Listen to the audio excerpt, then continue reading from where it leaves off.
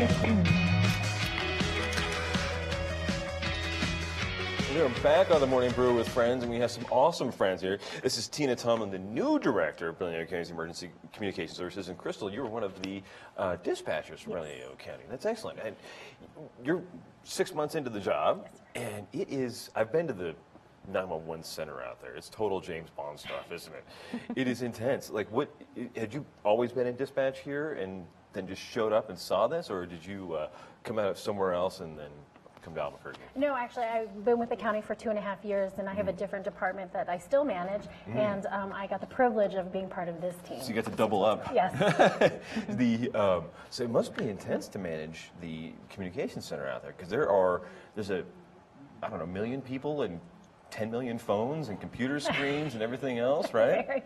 Yes, it can be. It can be unpredictable, I guess would probably be the best way to describe it, yeah. Yeah, because I'm sure you know this, like one accident happens and then everybody gets on their cell phone and 20 people call in, right? Yes, exactly. And it's got to be intense when that happens. Yeah. Do you have some stories you can share with us about some of these very crazy calls you get? Because you've been 6 years? 6 years, yes. Yeah, I'm sure there's some stories. I don't know if there's any you can share on the air.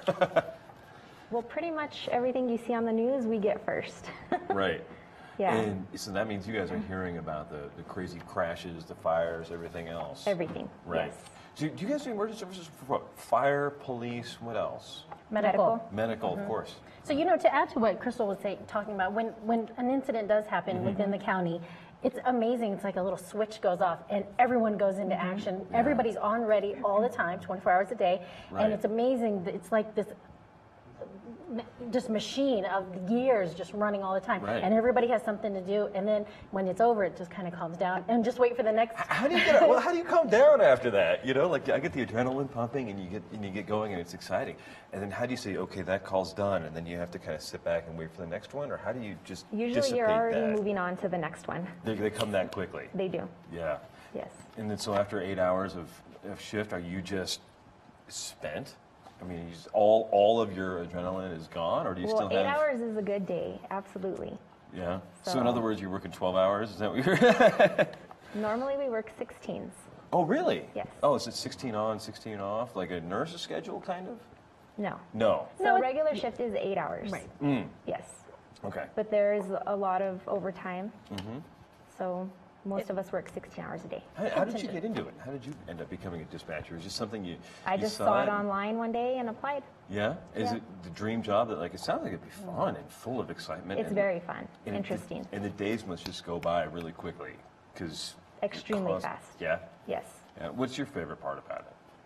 Dispatching. Just actually getting the officers out or the medical personnel out? Yes, absolutely. Yeah. And how do you do that when someone calls? Do you, like, I'm always the guy who's like, if somebody asks me where I am, I'm like, I don't know, downtown somewhere. Like, how do you know where people are, and how do you? That's the important part. We actually need them to give us a physical address of where they are. We don't exactly know where they are. Right. We can try to get a good location based off of their cell phone, but it's not going to be exactly accurate. So giving us the exact address of where the incident's occurring is most important. And that helps the officers. Yes. Are there some tips you have for people when you have to call 911? Things that we should know, like have an emergency card nearby, or just know an address we're at? I mean, what are the things when you have to call 911 that drive you crazy that people don't know? The address of where. The address? Yes. Their phone numbers, and a good phone number, so if we get disconnected or need more information that we can call them back at. And then who they are if we're making contact or having the deputies make contact with them so they know who they're looking for. Of course. And that then, of makes course, sense. what's exactly going on. A description of what it is that's happening. Do Yes. people call up and not know this stuff often? Often. Yes.